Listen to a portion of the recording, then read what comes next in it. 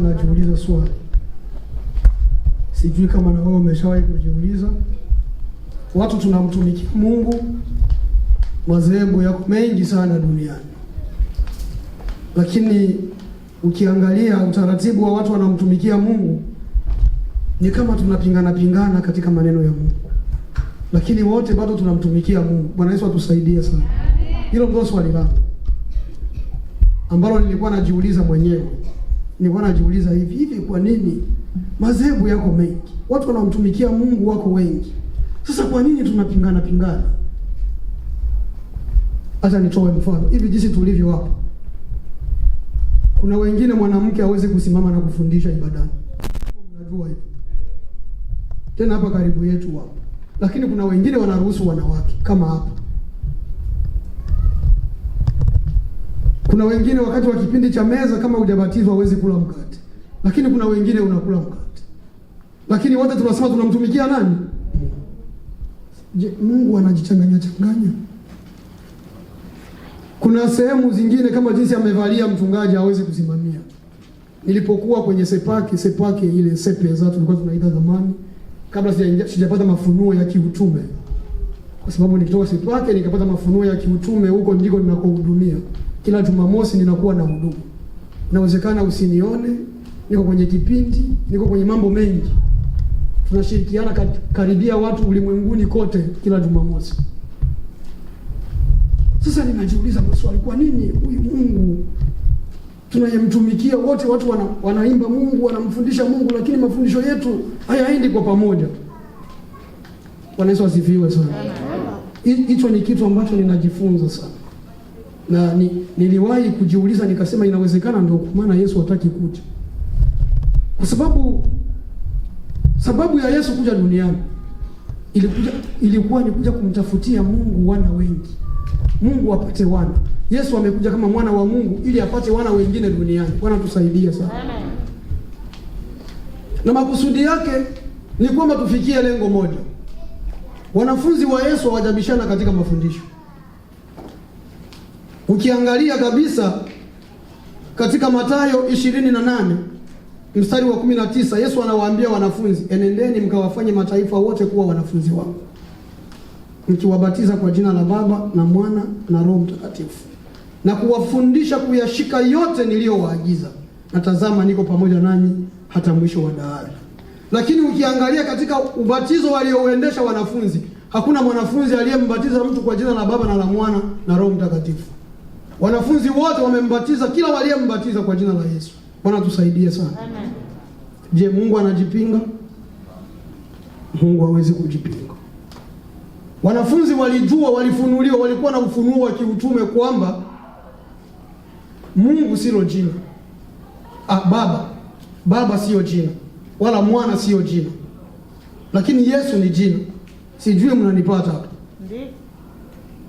Nataka niseme hivi. Yesu amewaambia wanafunzi wanapobatiza, mimi nimebatizwa kwa jina la Baba wakati nilipokuwa sepake.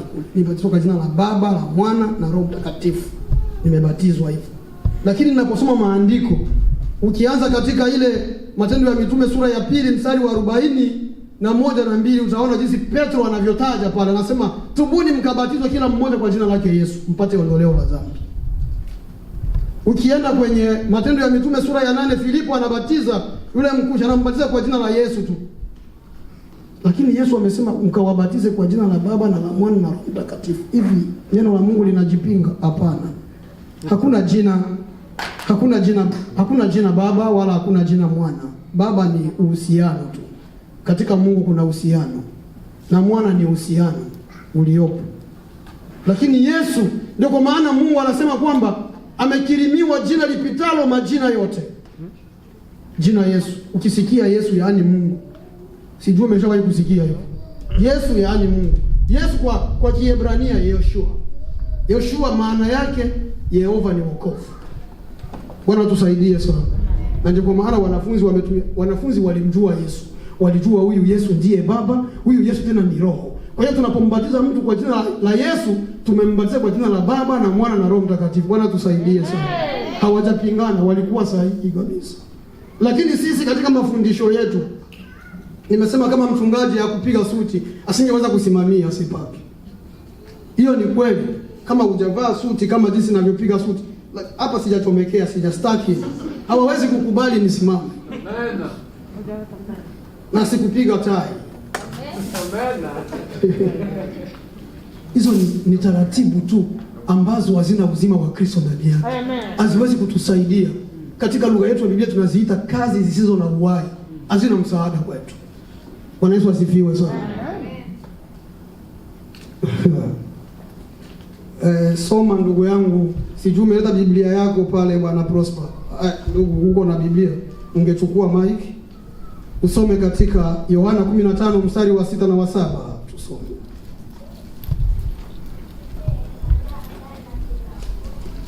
Soma Yohana sura ya 15 mstari wa 6 na wa 7. Tukatishe, hatukuja kulala hapa.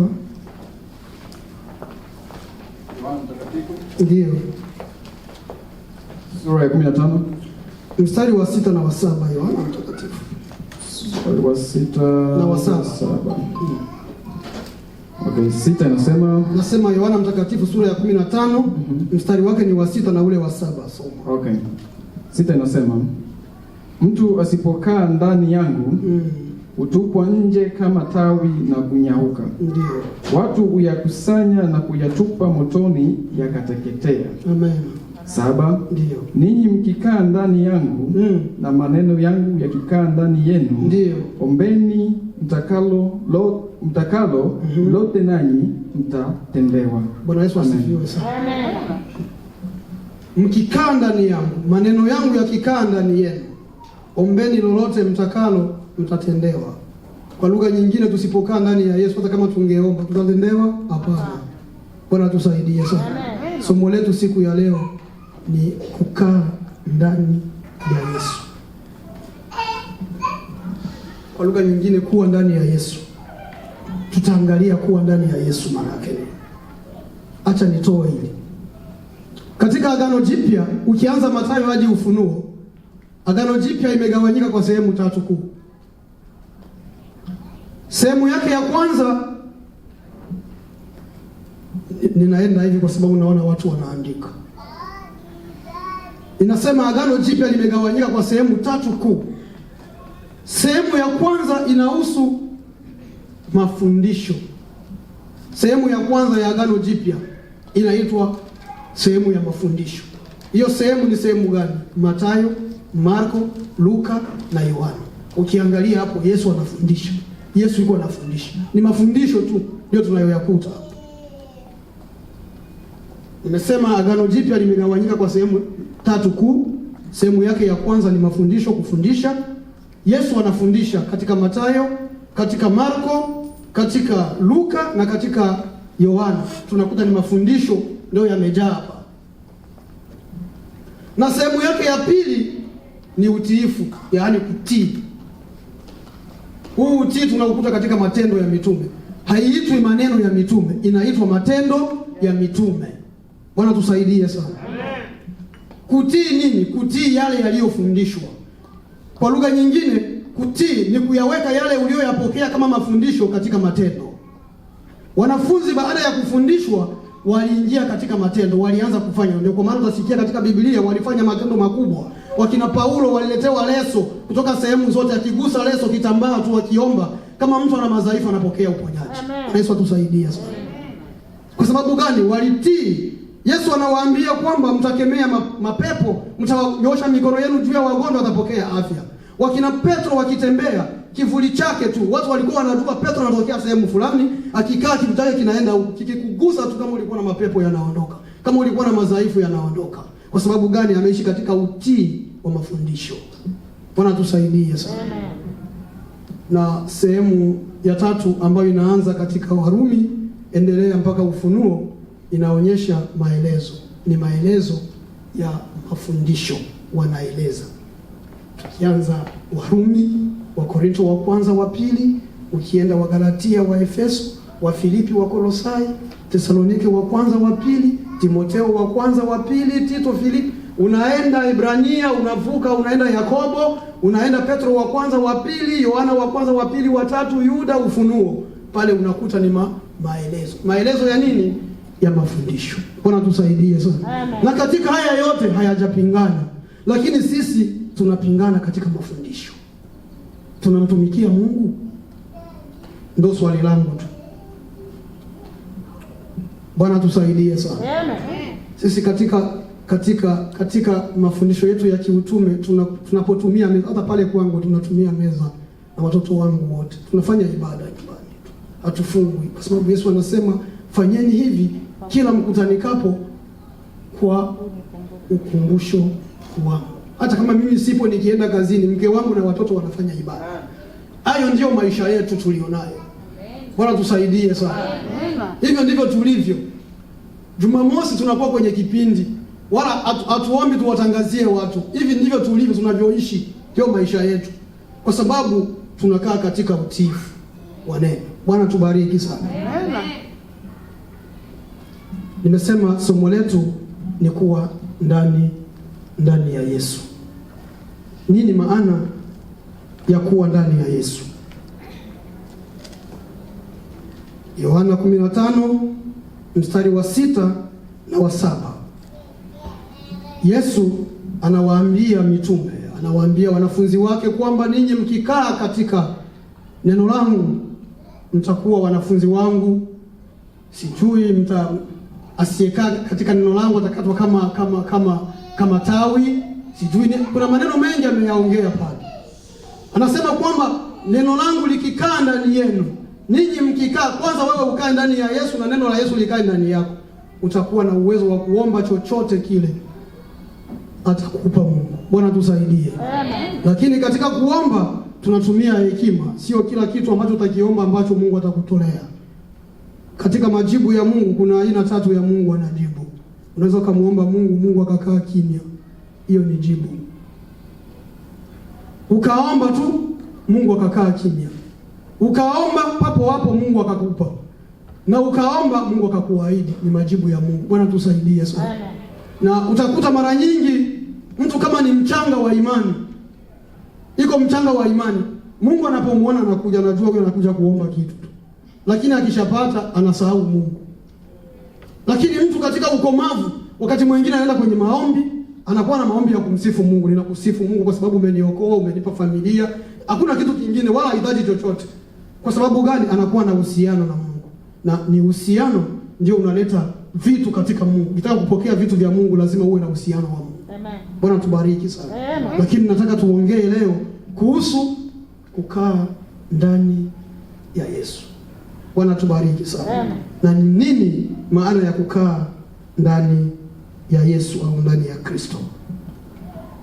Hatui ndani ya Yesu kwa sababu tunaimba sana.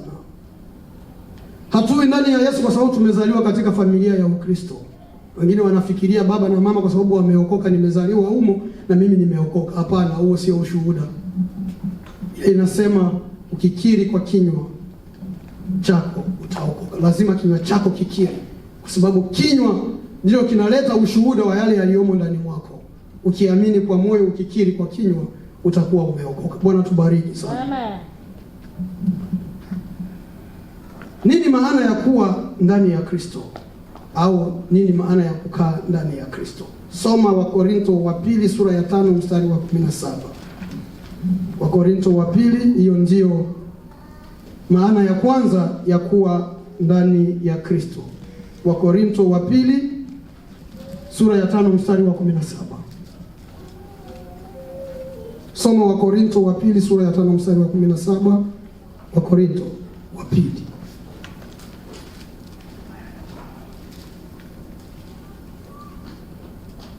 Wakorintho wa pili sura ya 5 mstari wa 17.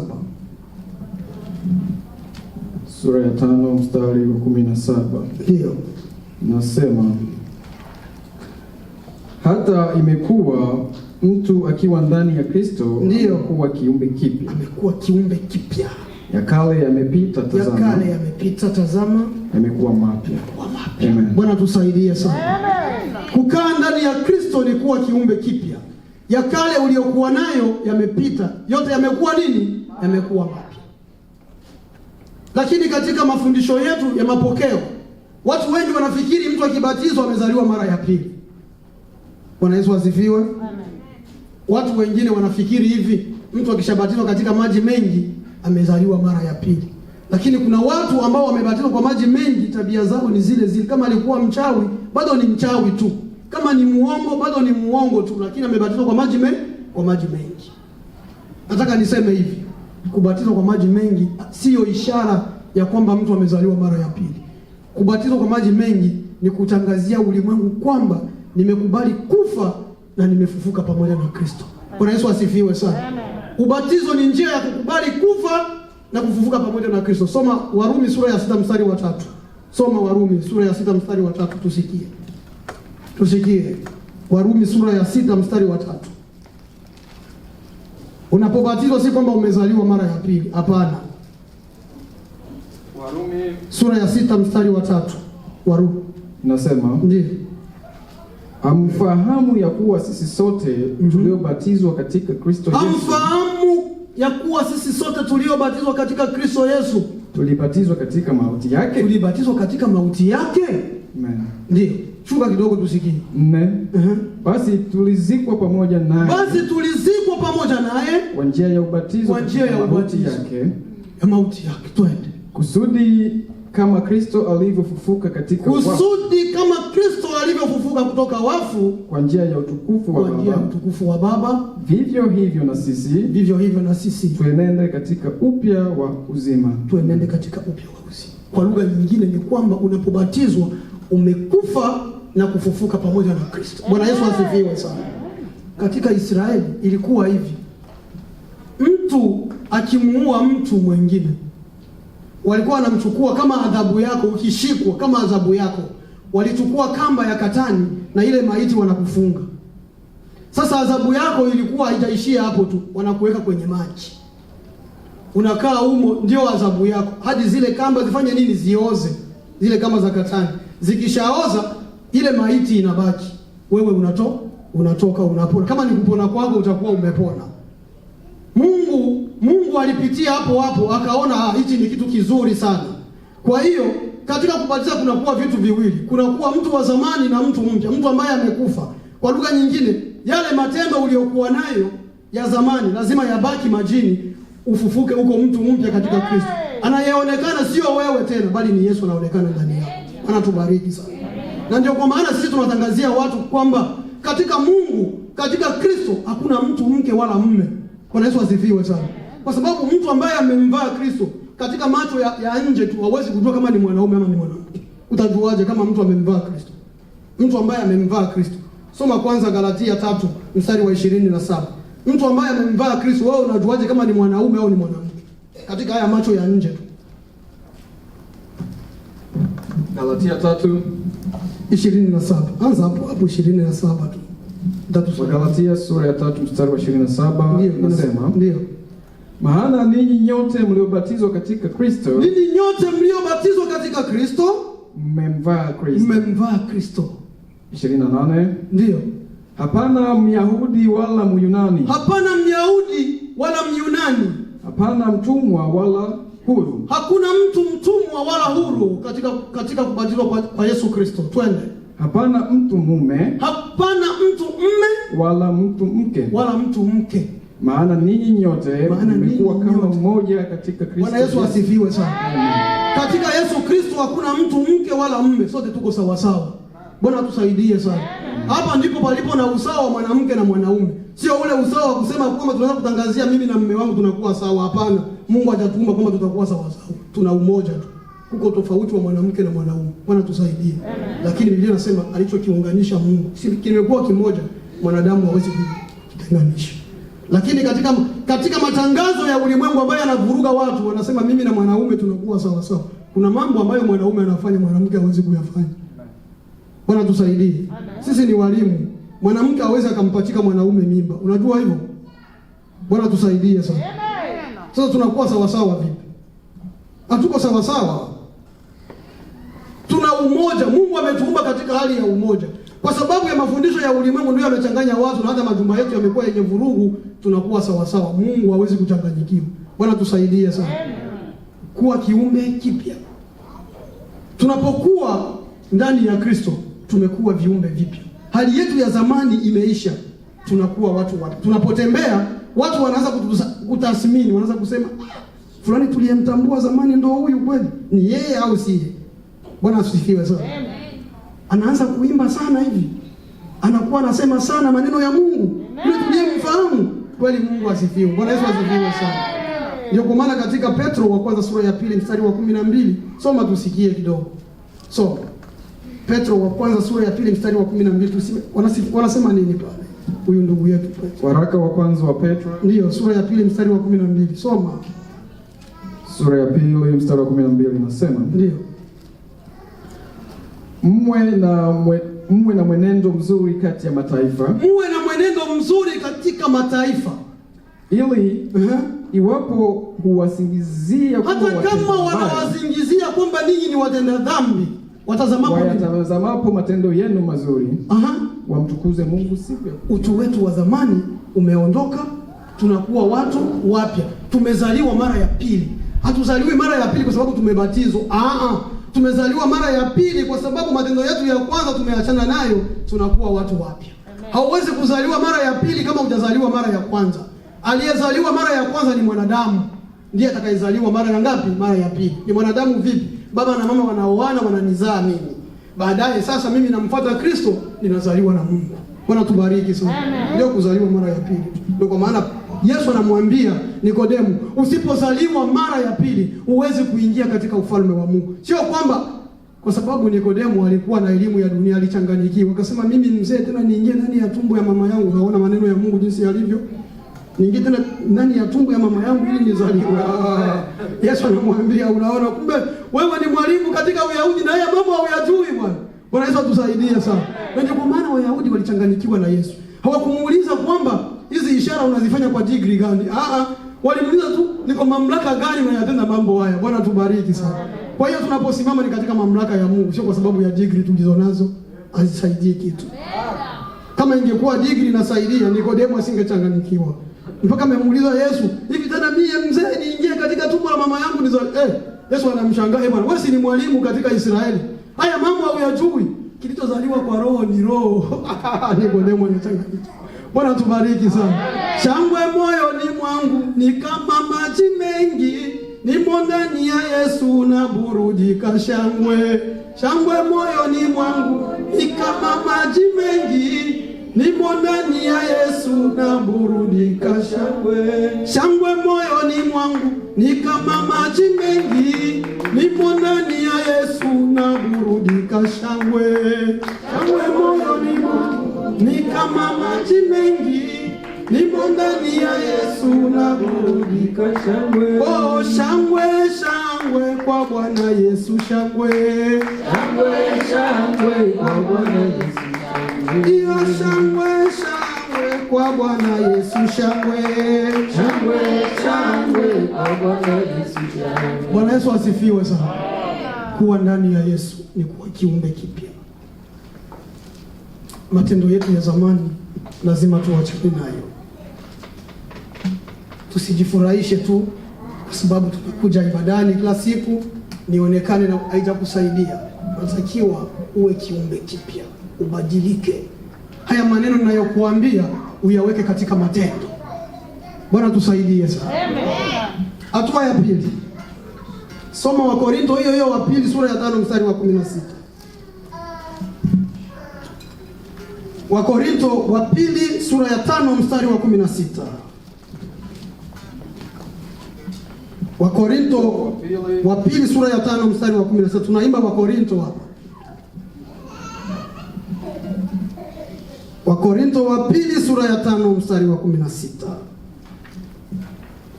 Wakorintho wa pili sura ya 5 mstari wa 16. Tulisoma mwanzo ile tulipoanza Wakorintho wa pili sura ya 5:17. Tunapanda juu kidogo.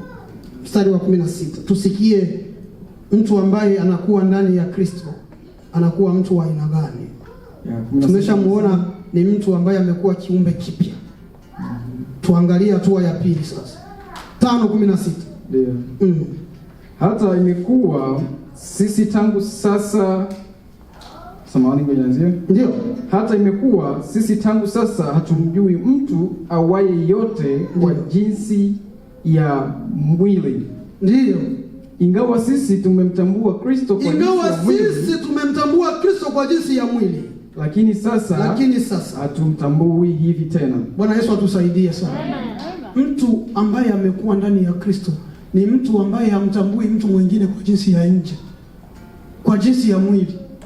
Kwa lugha nyingine, mtu ambaye anakuwa ndani ya Kristo hana ndugu katika mwili. Sijui unanielewa? Sijakuambia twende tuvurugane na familia zetu. Mtu aliye ndani ya Kristo, familia yake ni hawa watu ambao tunashirikiana katika maneno ya Mungu. Ndio imekuwa familia yetu, na ndio kwa maana mmoja wetu anapopata shida, wote hapa shida inakuwa ya kwetu. Amen. Bwana tubariki sana. Tusikie, haijaanza kwetu. Yesu ameyafanya haya. Soma Mathayo 12 anza 40 na ngapi pale? 46. Utaishia 50. Mathayo 12:46 utaishia 50. Ni mtu ukiwa ndani ya Kristo, hauna ndugu katika mwili. Haumfahamu mtu katika mwili. Na ndio kwa maana lazima tuelewe kwamba hatuna adui katika mwili. Ndugu yako anapotenda dhambi usimwangalie, kuna kitu ambacho kimemuingia ili afanye dhambi. Na ndio kwa maana Paulo anawaambia Wagalatia kwamba ndugu akigafilika katika jambo lolote, katika ile Wagalatia sura ya 6 mstari wa 1, akigafilika lazima tumrejeshe kwa upendo. Bwana tusaidie sana. Amen. Usifikiri kwa sababu ni mchungaji, kwa sababu yule anafundisha yuko pale mbele. Mwanadamu ni mdhaifu. Hata katika kuomba siku moja nikasema hata kama unafumba macho bado unawaza dhambi. Amen. Bwana tubariki sana. Amen. Cha muhimu kwetu ni kumrejesha, na ndio kwa maana watu wa Mungu, unajua kuna watu wengine anasimama fulani ametenda dhambi tumemtenga. Ndugu zangu, Mungu hajatuita ili tutengane. Mungu ametuita ili tuonyane, tuingie katika ufalme wake. Hata mimi ninayekutenga, unafikiria mimi sina dhambi? Unapotangaza kwamba leo tumemtenga fulani kwa sababu amerendeza, amepatika mimba. Hivi wewe hauna dhambi ya uongo? Inawezekana unawanga usiku. Na sisi tukutenge? Bwana tusaidie sana. Mungu hajatuita ili tutengane, tuonyane. Ndugu, katika imani mtu anaishi hivi, ukifanya hivi utakosa uzima. Huyu mtu akikataa, Biblia inasema kwamba tumwangalie kama mtu wa mataifa. Tumuache, Mungu atamshughulikia tu. Sio wewe. Wewe huwezi kumuokoa mtu. Mtu aliyeletwa na Mungu hawezi kumtenga mwanadamu. Mtu ambaye Mungu amemuokoa, amefanya kazi yake, Yesu amekufa kwa ajili yake. Alafu wewe ndio usimame hapa, tangu leo tunamtenga fulani, wewe huna dhambi. Na ndio kwa maana sisi wengine tunamshukuru Mungu kutoka katika madhehebu.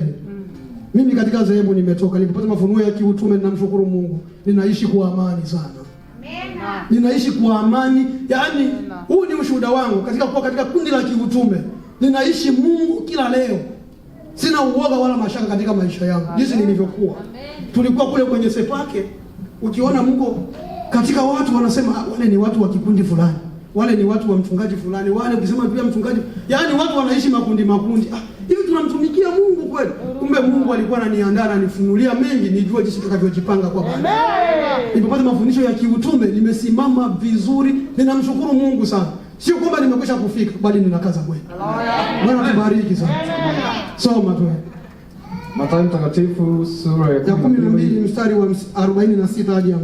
Soma. 46 inasema, alipokuwa katika kusema na makutano, ndio tazama, mama yake na ndugu zake walikuwa wakisimama nje, wataka kusema naye. Wataka kusema baba yake na mama yake na nani na ndugu zake. 47. Ndio. Mtu mmoja akamwambia, ndio, tazama, mama yako na ndugu zako wamesimama nje. Ndio. Wanataka kusema nawe. Ndio. 48. Ndio. Akajibu. Akamwambia yule aliyempasha habari. Akamwambia yule aliyempasha habari. Ni sentensi. Mama yangu ni nani? Mama yangu ni nani? Na ndugu zangu ni akina nani? Na ndugu zangu nao niambia ni akina nani? 49. Ndio. Akawanyoshea mkono wanafunzi wake. Akawanyoshea mkono wanafunzi wake wale ambao walikuwa wanafundisha pale. Akasema, tazama. Mama yangu na ndugu zangu. Mama yangu na ndugu zangu. 50. Kwa maana yeyote atakayefanya mapenzi ya baba yangu. Yeyote anayeyafanya mapenzi ya baba yangu aliye mbinguni. Huyu ndiye ndugu yangu. Huyu ndiye ndugu yangu. Na umbo langu na mama yangu. Bwana Yesu atusaidie sana. Mtu aliye ndani ya Kristo ni mtu ambaye ndugu yake ni yule anayefanya mapenzi ya Mungu tu. Bwana tubariki sana.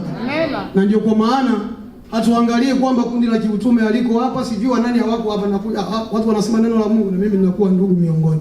Bwana tubariki sana. Bwana Yesu asifiwe. Amen. Kuwa ndani ya Kristo. Ukiwa ndani ya Kristo, una ndugu katika mwili. Ukipata kahela kako kutuma Afrika mpaka wa familia yako tu. Unamsahau hata ndugu mliyekuwa mnasali naye. Wewe bado uko mtu katika uko mtu wa nje. Bado uko katika hali ya nje. Unajitenga na kuwa ndani ya Kristo. Haujawa ndani ya Kristo. Ndugu zetu hasa, Biblia inasema nini? Ukisoma katika Wagalatia sura ya 6 mstari wa 9-10 pale ukishuka inasema kadiri tupatavyo nafasi na tuwatendee watu wote mema, hasa walio nyumba ya watakatifu. Yaani watu ambao natakiwa nitendee mema haswa ni nyie. Hata ndugu zangu niliozaliwa nao, wa ndugu zetu watemwe ninawapenda sana. Lazima tujifunze kitu kwao, sio kwamba kila kitu kitakuwa kibaya. Ukisikia ndugu kwa watemu, hata mimi kama nina mtoto, hata kama nina kaka, hawezi kunijali kama ndugu yake kwa imani. Ndivyo walivyo, na tunawaona, sio hadithi. Kila mmoja anaishi nao na anawaona. Hata misiba yetu hii ya kawaida utamuona mtemu hawezi kufika. Kama ni ndugu yake mtemu atakuwa. Mashahidi wa Jehova wao. Ninawapenda sana kwa ile. Lazima tujifunze kitu kwa. Bwana tubariki sana. Na ile ni picha inayoonyesha watu ambao walio ndani ya nani? Ndani ya Kristo. Kama wewe uko ndani ya Kristo, mimi ninakuwa ndugu yako wa karibu sana, wa karibu sana. Wewe unakuwa ndugu yangu wa karibu sana. Sio kwa unafiki. Biblia ndio inasema. Yesu anaambia yule mtu aliyemletea habari, hivi wewe unakuja kuniambia kwamba mama yangu na ndugu zangu wananisubiri hapo nje wataka kuongea na mimi. Mama yangu ni nani na ndugu yangu ni nani? Akawanyoshea mkono wale wanafunzi akasema, angalia ndugu zangu na mama yangu. Ni hao wanasikia maneno haya. Yaani wale wanayofanya mapenzi ya nani? Mapenzi ya Mungu. Bwana Yesu asifiwe sana. Kuwa ndani ya Yesu. Je, hivyo ndivyo tunavyofanya?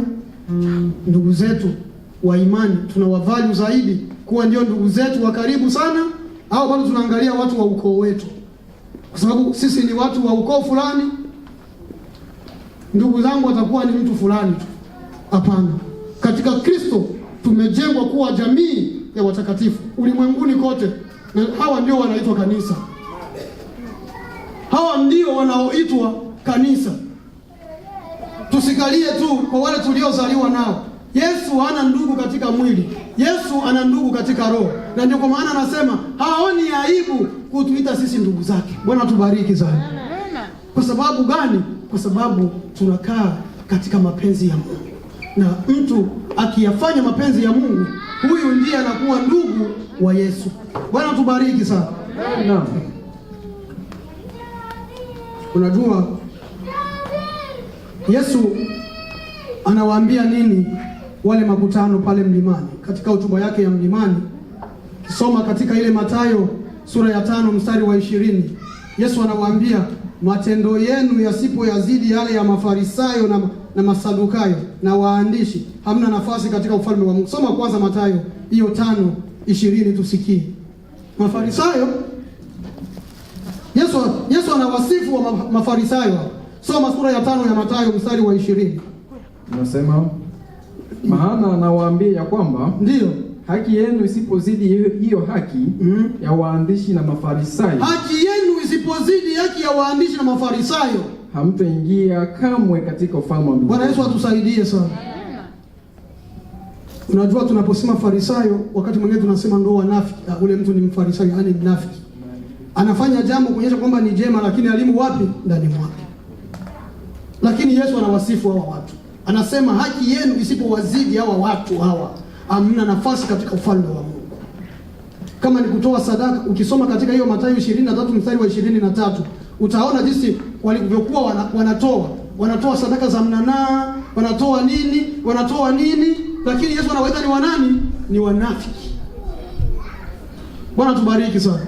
Na ndio kwa maana ninapofundisha watu kuhusu kutoa katika Agano Jipya, ukisikia lazima utoe sehemu ya 10, hapana. Katika Agano Jipya hakuna sehemu ya 10. Sehemu ya 10 ilisisitizwa katika Agano la Kale. Katika Agano Jipya watu wanatoa zaidi ya sehemu ya 10. Jifunze kwa wanafunzi. Walileta watu waliuza majumba, sijui mashamba, pesa zote wanaleta miguuni pa mitume. Amen. Palikuwa sehemu ya 10 pale. Aliyetamani kunyofoa kidogo Anania na Safira walirambwa, waliondoka. Bwana Yesu asifiwe sana. Katika Agano Jipya lazima tutoe zaidi ya sehemu ya 10. Mimi sijui kama nitasema sehemu ya ngapi, lakini iwe zaidi. Sehemu ya 1000. Mimi sijui wewe unasema wewe. Mimi nasema tutoe zaidi. Siwezi kukufundisha kwamba katika Agano Jipya huko naleta ukipata 100 ulete 10. Mimi siwezi kukufundisha hivyo. Mimi ninakuambia utoe zaidi kwa sababu ya upendo wa nani? Upendo wa Kristo. Amen. Bwana tusaidie sana. Amen. Unajua ukisoma katika ile Petro wa kwanza unasema hii neema tuliyoipata hata malaika walichungulia ili waweze kuipata, lakini ifanya nini? Ili wakwepa, ikaja kwetu sisi. Amen. Ndio maana Mungu anatuvalue sana kuliko hata malaika. Bwana tubariki sana. Kwa hiyo tunapomtolea Mungu lazima tutoe zaidi ya sehemu ya 10. Ndio kwa maana mitume walifunuliwa ili wao walikuwa wanakusanya vyote tu wanaleta. Hakuna aliyekuwa maskini kati yao na hakuna aliyekuwa tajiri. Wote maisha yao yalikuwa sawa sawa. Bwana Yesu asifiwe sana. Amen. Yesu anasema haki yetu isipoizidi ile ya Mafarisayo na waandishi, hatuna nafasi katika ufalme wa Mungu. Lazima tujitahidi tufanye haki sana, kwa sababu hao watu walijua kutoa. Soma kwanza sura ya 23 mstari wa 23 uone jinsi walikuwa wanatoa pale. Hii sura ya 5 inaambatanishwa na hiyo sehemu hiyo ya Mathayo 5:20 inaambatanishwa na Mathayo 23:23. Soma hiyo kwanza tusikie. Mathayo mtakatifu anaanza na aone pale nasema ole wenu waandishi na Mafarisayo. Ole wenu waandishi na Mafarisayo, sija tena nawaambia ole. Wanafiki ninyi. Kwa kuwa mnalipa zaka za mnanaa. Mnalipa zaka za mnanaa. Mnanaa ni mti fulani ambao majani yake ukianusa tu lazima ulewe au uchanganyikiwe. Ndio Yesu anaita mnanaa hapa. Huyu ni Yesu yuko anasema. Twende. Na bizari na jira. Bizari na jira tunajua ni kama vile tunaita nini? Viungo. Ni viungo tu. Yeah. So, lakini mmeacha mambo makuu ya sheria. Angalia mambo walioyaacha, mambo makuu. Ni mambo ya sheria, yaani adili na rehema na imani. Hayo imewapasa kuyafanya. Wala yale mengine msiyaache. Msiyasahau. Yale mengine ni yapi? Yale ya kutoa. Lakini katika kutoa lazima muwe katika haki, muwe katika maadili. Kuna mtumishi mmoja pale Nairobi jana akawa ananiambia kwamba ninafurahia sana nyinyi wa Kongo, wake zenu wa Kongo. Ni mtume katika kundi letu. Nasema mimi ninafurahia sana nyinyi wa Kongo kwa sababu wake zenu hali wanayovalia tu inafurahisha sana. Hata huko Marekani ninawaona wanavaa vile tu kama Afrika. Yaani hiyo wali naleta utukufu sana. Bwana Yesu asifiwe sana. Sisi tunajizarau, kumbe bado kuna wengine wanafunuliwa kutusifia. Bwana Yesu asifiwe. Lakini akasema sasa vijana wenu ninapoangalia, mpendwa, ninapoangalia vijana wenu suruali wanaanza kuvalia, maana yake nini? Ninapokuona wewe unavaa vizuri lakini vijana wenu inakuwaje? Nasema ni ujana wakati tulionao, lazima tuombeane sana. Lakini kitu najisifia kwenu kuwaona wake zenu jinsi wanavyovaa, wanazidi hata sisi wa Kenya. Bwana tubariki sana. Ukiwa ndani ya Yesu hauna ndugu katika mwili, lazima ujue ndugu zako ni nani. Twende hatua ya 3. Soma Wakorintho hiyo wa pili sura ya 5 mstari wa 15. Soma Wakorintho wa pili sura ya 5 mstari wa 15. Niko naenda mnapanda. Yeah. Inasema tena alikufa kwa ajili ya wote. Ndio. Ili walio hai wasiwe hai tena kwa ajili ya nafsi zao wenyewe. Ili walio hai wasiwe hai tena kwa ajili ya nafsi zao wenyewe. Bali kwa ajili yake yeye aliyekufa akafufuka kwa ajili yao. Bwana Yesu asifiwe sana. Amen. Kwa lugha nyingine nifupishe tu, nataka kusema mtu aliye ndani ya Kristo haishi kama anavyotaka, anaishi kama Kristo anavyotaka. Bwana tubariki sana. Amen. Ukiwa ndani ya Yesu, siku moja nikasema hivi hapa, lazima mambo yetu mengine, lazima watu watuone tuko washamba kwa ajili ya utukufu wa Kristo. Bwana tubariki sana. Huwezi tena kuishi kama unavyotaka. Kwa lugha nyingine, katika Kristo hakuna demokrasia. Kama mambo yetu yanaharibika kwa sababu tumeleta demokrasia katika nyumba ya Mungu, kitu ambacho kiendi. Mungu wetu anaitwa yeye ni mfalme, wala sio rais. Shakasikia Yesu anamuita rais, wanamuita ni mfalme. Na katika ufalme kuna neno la mfalme tu ndio amri. Hatuko katika demokrasia ya Kongo. Sijui hapa uchaguzi unafanyika, unasikia wengine wanasema mimi nimeibiwa kura.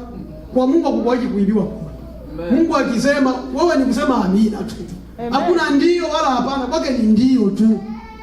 Lakini mambo yetu yanachanganyikiwa kwa nini? Kwa sababu ya demokrasia. Na sisi tuna haki ya kusema kwa Mungu tunaweza tukaenda wote upande mmoja, lakini mtu mmoja kawa na sheria. Bwana tubariki sana. Lakini sisi tunasema sauti ya walio wengi Bwana. Sauti ya walio wengi ndio sauti ya Mungu. Hayo ni mafundisho ya uongo. Mtu akikwambia hivyo sauti ya walio wengi ndio sauti ya Mungu, ni mafundisho ya uongo. Kemea kabisa, piga teke hayo. Katika Mungu tunaishi ufalme, hatuishi demokrasia. Iko kingdom of God. Katika ufalme wa Mungu, na katika ufalme ni neno la mfalme ndio amri. Ukisoma katika ile Mhubiri sura ya 8 mstari wa 4, utaona neno la mfalme pale ndio amri katika ufalme. Kila anachokisema lazima kifanyike. Wewe ni ndio tu, hauna kitu kingine cha kusema. Ukikataa moja kwa moja unaenda nje. Ukikubali ndio. Ndio maana anasema hivi, aaminie atafanya nini? Ataokoka. Asiyeamini atafanya nini? Hataokoka. Hawezi kukubembeleza Mungu. Ndio kwa maana wakati mwingine mimi nikikufanyia dhambi nitakufuata ni tusameane, lakini ukiondoka kwa mambo yako mengine siwezi kukufuata mimi kwenda kukuonya, sababu sina uwezo wa kukuokoa. Kuleta demokrasia katika wana wa Mungu ndio kimetuharibu kabisa. Watu wanajisahau. Ndugu zangu, mtu aliye ndani ya Kristo si mtu anayeishi kama anavyotaka. Siku moja nikasema hata kuvaa kwetu lazima kuleta utukufu kwa Mungu. Amen. Kwa sababu kuna nguo nyingine unaweza kaivaa ukatoka nje wewe mwenyewe unaona aibu. Hii watu watanionaje? Lakini unang'ang'ania tu, unaondoka naye. Wewe mwenyewe inaanza kukusuta, nguo inakusuta. Kama nguo imekusuta, achana nayo, haina utukufu. Ndio kwa maana siku moja nikasema Mungu wetu aonekane katika nguo. Kwa sababu kuna majumbe mengi, sijui mpaka ufunge kitambaa, sijui ufanye hivi. Ndio mafundisho nimesema. Sisi tutafute kumletea Mungu utukufu tu. Ninavaaje katika utukufu wa Mungu? Ni taratibu tu. Na hiyo taratibu haileti uzima wa Kristo ndani yako. Kilicho na uzima wa Kristo ni lile neno. Maisha yako unaishije tu wewe mwenyewe. Bwana tubariki sana. Kwa hiyo nataka niseme kwamba katika kuwa ndani ya Kristo hatuishi jinsi tunavyotaka. Tunaishi kama Kristo aliyetuita, aliyetuokoa anavyotaka, kwa sababu katika ufalme wa Mungu hakuna ndio wala hapana. Paulo anasema hili. Na Yesu mwenyewe akasema katika ile Mathayo sura ya 5 mstari wa 37, anasema ndio yenu na iwe ndio, na hapana iwe hapana. Lakini Paulo katika Wakorintho wa pili sura ya 1 ukisoma mstari wa 18 inasema katika yeye aliyetuokoa, yeye aliyetuita, kwake hakuna ndio wala hapana, kuna ndio. Kwa sababu gani? Yeye ni mfalme. Hakuna demokrasia kwa Mungu. Bwana Yesu asifiwe sana. Lazima tuishi kama jinsi Mungu anavyotaka. Hatua ya 4, twende tumalizie. Ukiwa ndani ya Kristo, soma Wakolosai sura ya 1 mstari wa 13. Yake tu.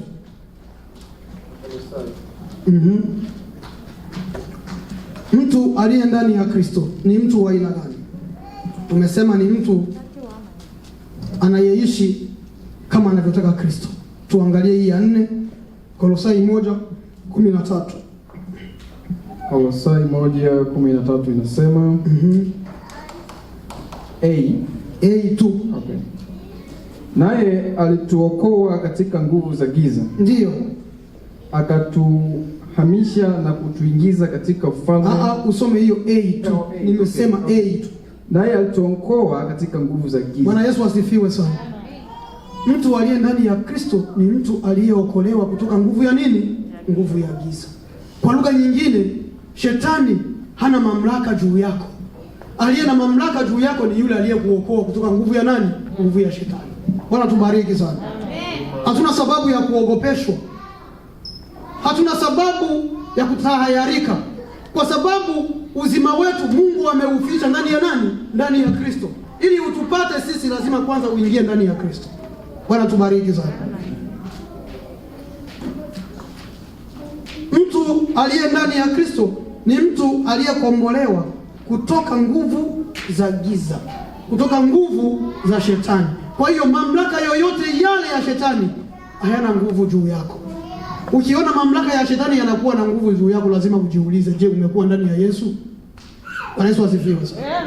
Mtu mmoja kaniuliza, hivi mtu aliye ndani ya Yesu anaweza kupatwa na mapepo? Nikamwambia tusome neno. Neno linasema mtanyoosha mikono juu ya wagonjwa na watapokea afya. Sasa mimi ninanyosha mkono, tena mapepo yakiniingia, nani ataniombea sasa? Sababu kuna wengine hapa wanapenda sana kuombewa, na unapomwombea mpaka umguse. Wako wengi sana. Mtu akiwa ndani ya Yesu, mapepo yakimuingia, yaani ametenda dhambi. Bwana Yesu asifiwe sana. Mapepo yanaweza yakakugusa, lakini hayakai ndani yako. Kwa sababu wakati unapomwombea mtu wa pepo inapotoka lazima itaacha inakugusa tu. Itakutikisa. Ikikuta moto wa Kristo inaondoka. Haikai. Lakini ikikuta kwamba wewe uko legelege, inakuja kwako, sasa inakukandamiza. Bwana Yesu asifiwe sana. Amen. Kwa hiyo mapepo hayana nguvu juu ya watu walio ndani ya Kristo. Ukiona mapepo yana nguvu juu yako, yaani angalia maisha yako yamekaaje. Kwa sababu ndani yetu Roho wa Mungu anakaa, na pepo ni roho. Ndani yetu haziwezi kukaa roho mbili, inakaa roho moja tu. Bwana tusaidie, ambaye ni roho inayotuwezesha kusimama na kutenda makuu ya Mungu. Pepo akae wapi? Ambapo Roho wa Mungu anakaa. Maana Biblia inasema kwamba unafikiri ninahubiri vizuri sana, lakini akaja mwingine mwenye neema zaidi ya mimi akahubiri, ukasema huyu ndo hatari. Sasa ni neema. Hatushindani, hakuna ushindani kati yetu. Tunahitajiana ili kujenga mwili wa nani? Mwili wa Kristo. Hii ndogo ya huyu, hii ndogo ya huyu, hii ndogo ya huyu, tunachanga pamoja, mwili wa Kristo unasimama. Bwana tubariki sana. Hakuna ushindani, ni neema. Paulo anasema kwa neema niliyopewa. Neema ndivyo anavyojidai. Kwa neema nilionayo mimi Paulo. Inawezekana neema ya Paulo sio ya kwako. Unajua Petro amekaa pamoja na Kristo. Petro alitembea na Yesu, amekula naye. Lakini ilifika sehemu, ukisoma katika Petro wa pili sura ya 3 mstari wa 15, maneno ya Paulo yanamchanganya. Anasema maneno ya Paulo huyu ni maneno magumu sana kuyaelewa. Na huyu alikaa pamoja na nani? Na Kristo. Kwa hiyo ni neema. Petro anaonekana kuwa alikuwa na neema ya pekee, neema ya ajabu sana. Na huyu hakutembea pamoja na Kristo. Lakini Petro alitembea pamoja na Kristo. Maneno ya Paulo yanamchanganya wakati mwingine. Bwana Yesu asifiwe sana. Amen. Ametuokoa, kututoa katika nguvu za giza. Kwa hiyo hatuishi tena katika nguvu za giza, tunaishi katika nguvu za nuru, na nuru yetu ni Yesu Kristo. Bwana tubariki sana. Tumalize katika hatua ya mwisho. Soma Kolosai hiyo sura ya 1 mstari wa 13b. Tumalize. B. Ya. 13b yake inasema ndio. 1:13b. Ndio. Akatuhamisha na kutuingiza katika ufalme wa mwana wa pendo lake. Bwana Yesu asifiwe sana. Ametuhamisha. Inawezekana tulikuwa katika maeneo fulani, lakini Kristo amekuja akatuhamisha, akatutoa tulikokuwa, akatuingiza katika ufalme wa mwana wa pendo lake Yesu Kristo. Bwana tubariki sana. Amen. Kwa hiyo mtu aliye ndani ya Kristo ni mtu ambaye amehamishwa. Umehamishwa kutoka katika ufalme wa giza, umeletwa katika ufalme wa mwana wa pendo la Mungu. Hauna mamlaka tena. Shetani hana mamlaka tena juu yako. Aliye na mamlaka juu yako ni huyu Kristo aliyekuhamisha. Bwana Yesu atubariki sana. Watoto lazima walie tu. Hata kama tuko nao lazima watalia tu. Bwana tubariki. Amen. Lakini wasitupeleke mawazo zaidi. Tuko katika kujifunza maneno ya Mungu, ninasema kwamba mtu aliye ndani ya Kristo ni mtu ambaye amehamishwa, ametoka katika sehemu fulani na kutoka katika sehemu nyingine fulani. Yaani sehemu ya kwanza ilikuwa sehemu ya giza, lakini tukaletwa katika sehemu ya nuru, sehemu ya ufalme wa mwana wa pendo lake ambaye ni Yesu Kristo. Bwana Yesu asifiwe sana. Bwana Yesu asifiwe. Nimesema somo letu ni kukaa ndani ya Kristo. Mtu akiwa ndani ya Kristo amekuwa kiumbe kipya. Yale ya kale kwake yote yamekwisha, sasa yote yamekuwa nini? Yamekuwa mapya. Lazima tuwe watu wapya. Hao ndio watu Mungu anawapenda. Mungu hataki tu hana uhitaji wa watumishi. Mungu hataki watumishi. Mungu anahitaji wana. Mtumishi hawezi kurithi mali ya bwana wake. Anayerithi mali ya baba ni mwana. Mungu anahitaji wana wengi wazaliwe duniani, na wana wengi watazaliwa duniani kwa sababu wamekuwa viumbe vipya, kwa sababu wanakaa ndani ya nani? Ndani ya Kristo. Utu wao wa kale umeshapita, wamekuwa ni watu wapya. Tunapowaona wanaposimama na kutuimbia, tunasema hakika Bwana Yesu asifiwe. Huyu binti tulivyomjua miaka 2 iliyopita, tunapomuona kwa kweli Bwana Yesu asifiwe. Huyu kijana tuliyomjua miaka 2 iliyopita, kwa kweli Mungu asifiwe. Bwana Yesu asifiwe sana. Kuwa kiumbe kipya. Usirizike tu kwa sababu umezaliwa katika nyumba ya baba na mama wameokoka. Biblia inasema nini? Katika ile Warumi sura yake ya 10 mstari wa 9 na 10 inasema kwamba kwa moyo mtu uamini atakupata kuhesabiwa haki, na kwa kinywa mtu ukiri atakupata nini? Kupata wokovu. Lazima uamini kwa moyo wako na ukiri kwa kinywa chako. Hivyo ndio utakaa ndani ya nani? Ndani ya Kristo. Na nimesema kwamba mtu aliye ndani ya Kristo ni mtu anayeishi kama anavyotaka Kristo. Hata kuvaa kwako umuulize Yesu, hivi jinsi ninavyovaa ninakufurahisha? Kutembea kwako lazima umuulize Yesu, hivi jinsi ninavyotembea ninakufurahisha? Bwana Yesu asifiwe sana. Ukiwa na mashaka katika kutembea, acha, badilisha mwenendo. Kwa sababu hutakiwi uishi kama unavyotaka. Unatakiwa uishi kama Yesu anavyotaka. Simama tuombe pamoja. Amen. Mungu unaweza, Mungu unaweza, mkono wako ni mkuu sana. Mungu unaweza, mkono wako ni mkuu sana. Mungu unaweza, Mungu unaweza, Mungu unaweza, mkono wako ni mkuu sana. Mungu unaweza, mkono wako ni mkuu sana. Mungu unaweza. Tunakushukuru Mungu Baba yetu uliye mwaminifu. Ni siku njema ya kupendeza mbele zako, uwepo nyumbani mwako, kujifunza maneno yako ya jinsi gani tuwezavyo kukaa ndani yako. Tunakushukuru kwa maneno yako, tunakushukuru kwa kutuhudumia siku ya leo.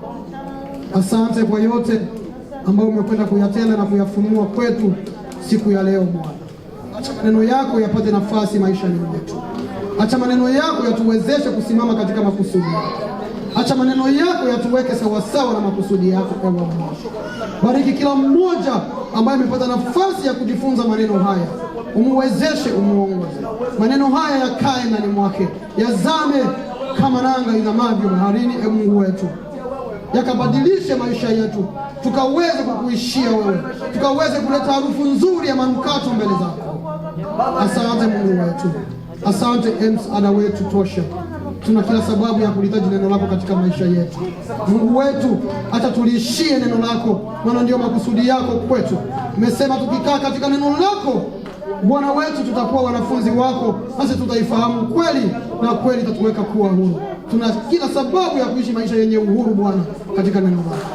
Katika neno lako lituongoze, litumulikie, maana neno lako ni taa ya miguu yetu, tuweze kukuishia siku zote za maisha yetu.